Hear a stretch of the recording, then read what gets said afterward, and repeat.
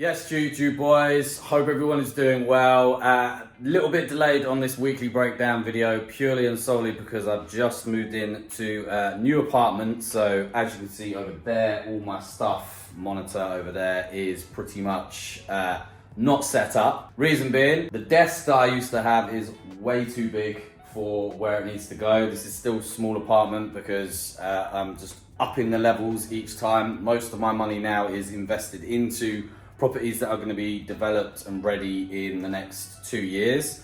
So if you remember back to when I did a video about spending your MT4 profits or your trading profits, that's what I've been doing, putting stuff into safer bets, do you know what I mean? Because trading at the end of the day, well, it will make you the money, but you want to do something better with that money, i.e. safer stuff. So I've been putting my money into a lot of properties. This apartment still is, $2,500 a month. Do you know what I mean? It's not too cheap, but it's not overly expensive, but I'm just living within my means in regards to what I need day to day. This is definitely a step up from the last apartment that I was in. An amazing view. If you look out there, wake up, see the sea. Bit of a building site down there on the right hand side, but Dubai is constantly building anyway. That's basically, when the sun basically sets over there, so it comes over here. The balcony is in the sun all day, so that's good. And it's just a lot lighter. The last apartment that I was in was very dark and dingy, and it felt quite depressing. Whereas now, we've got pretty much floor to ceiling windows, a lot of light. Means that I'll feel a lot more motivated to, sit at the charts as well. So that's the reason why we've moved into this apartment. So everything is all over the place, but my desk comes today, so I will get my stuff set up and do the weekly breakdown. But what a week it was last week. Absolutely amazing week. Didn't trade too much. I think I took 2 losses, but they were minor. And then ended the week on Thursday with a lovely gold long position that hit for 310 pips. And I've woken up this morning, looked at the charts, and Jesus, gold has continued to push. It's all the way up at 2265, I think. So it'll be interesting to see where it finds its next ceiling, as in where it hits resistance level, and then we see a bit of a retracement. But at the moment, what with all the news that happened on Thursday, and then Friday as well, obviously gold market was closed on Friday, so that is the reason why gold didn't move, but has moved on market open today. So it'll be interesting to see, but all the while it is in this uptrend, guys, you've got to continue to follow the uptrend. I know a lot of groups on Thursday, well, they wouldn't have been trading Friday, but on Thursday were trying to sell gold. And looking to sell gold for a good move to the downside, and there was no reason for selling. At the end of the day, you don't need to be selling gold when it is clearly in a bullish uptrend and there is clear bullish momentum to the upside. So trying to catch the high is just a dumb thing to do, but I know a lot of groups were trying to do it last week. But yeah, anyway, once my stuff is set up, I will get onto the charts and we will do a proper breakdown, and it'll be interesting to see what we come up with for this week. Right, yes guys, the new setup is set up. Smaller desk, only 1 monitor, but to be fair, I didn't really need as many monitors as I did have. One was going to be for gaming and all that sort of stuff. If you guys remember that I did Twitch and all that job. I am going to start going live on Twitch though, because TikTok want to keep banning me, so that's not as helpful. So I'm going to start going live on Twitch or Kick. But the new setup is up. Got the old LG 49-inch widescreen, but I had that before, but never really used it. So now that is the main monitor. But yeah, this is the setup now, the new gaff. Loving it. So what we're going to do is we are going to jump over to the charts and do the weekly breakdown, because it is 2 days late and I know people will probably be pissed off at me. So let's go over. Yes, right. Weekly breakdown from last week. Now, it was a good week. I did say this on the pre sort of intro video.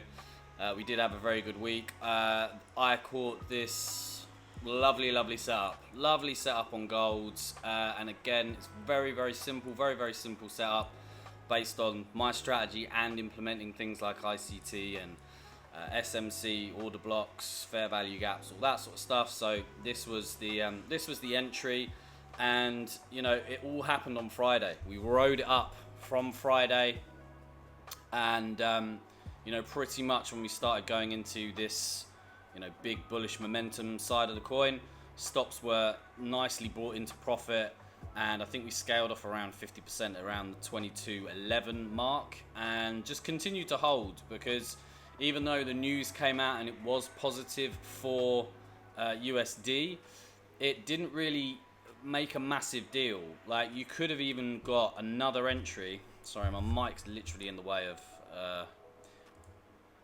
everything. You could have got another entry off of this fair value gap as well.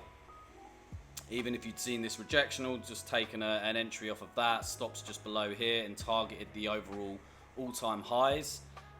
Gold just continued to push, and it's only been sort of the last, I don't know, yesterday PMI came out for USD, which was good. Gold had a big sell-off.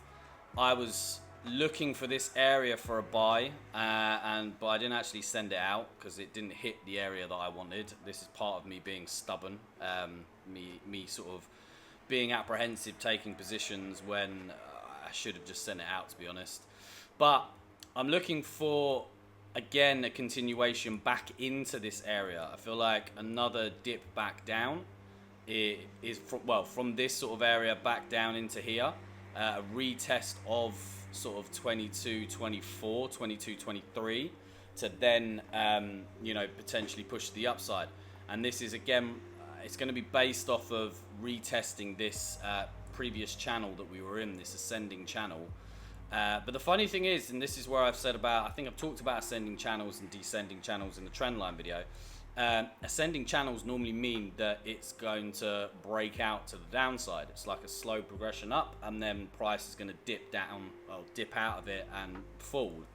But in this circumstance, it broke out to the upside. Now, I'd like to see a retest of this channel to see if it's going to take another push to the upside from this sort of area, 22, 25, 22, 23. If that happens today, we have got some news. It's another busy news week. It's the end of the quarter and the first week of the month. So obviously we've got things like non-farm payroll and all that sort of jazz coming out.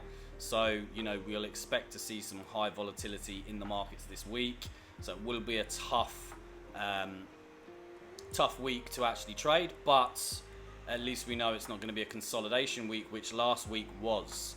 Monday, Tuesday, Wednesday was pretty much full consolidation on most pairs. GBP USD, it wasn't until Thursday it actually moved. If you have a look at all of this, it's just consolidation. Same with EU had a bit of a consolidated period, but it moved more than GBP USD, purely and solely because of EU kind of replicates what the DXY is doing. JPY pairs been very, very consolidated as well. I'm actually potentially, I don't know, I might wait actually.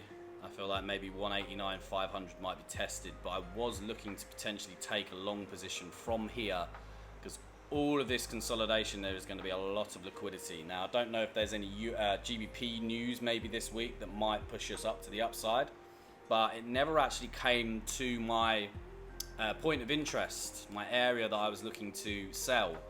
But, like I said in the Fibonacci video, these levels here, the 38.2 and the 50%, they are still areas that you can take positions from. You know, if it is rejecting the 38.2, it's not an area that I would like to take it from, but if it does align with an imbalance, there's no harm in you taking a position. But, to be honest, I wouldn't have liked to have taken a position and stayed in this sort of consolidation. Very, very sloppy and choppy. Euro, I think I had this little setup here. I don't know, maybe EJ, I might have a look at what could potentially happen today. Take a setup of that, because we have got an inverted imbalance that's proving to be an area of interest. It does align with 162.500, so that could be even just a little push up into the imbalance up here, or this imbalance here is still good R to R. US oil, I haven't really been looking at US oil. It has pushed up into another area that I was interested in, but I don't know. I feel like I might. Well, it's still like 300-400 pips away, so maybe I might have a look at a position today. I'm not really sure what that fucking candle's doing there. It's a bit weird. Could even look for a sell now, to be fair.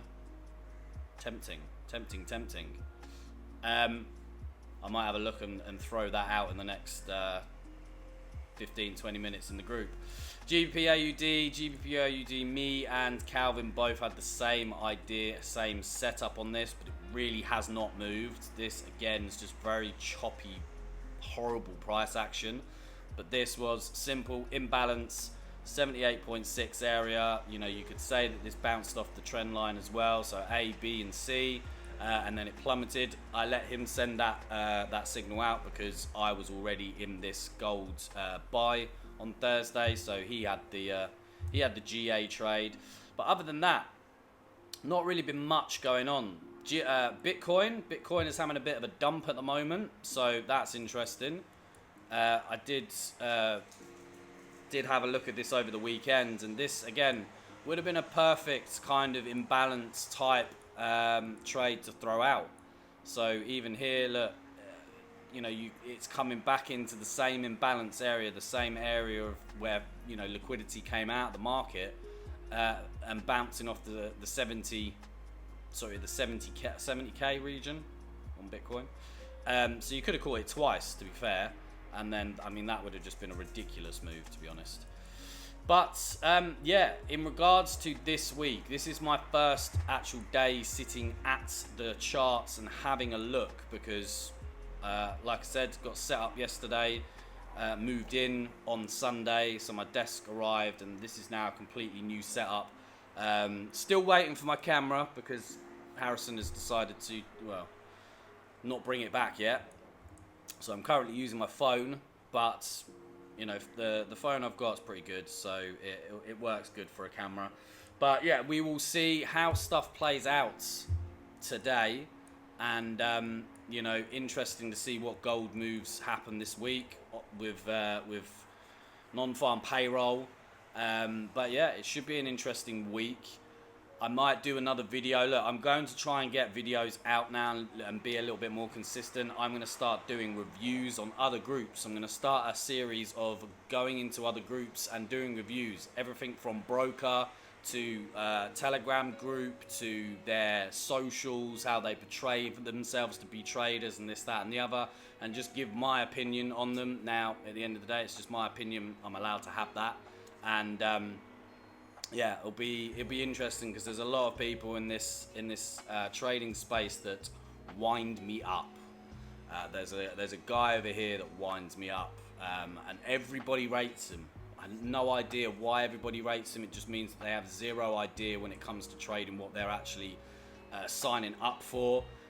He knows that he's being shady as well because the messages that I've had with him, he pretty much ignores the bits that I've said. Bro, do you realize who you are working for? You really need to take a look and see who you are working for and see how it will affect your brands long term when they realize what you're doing.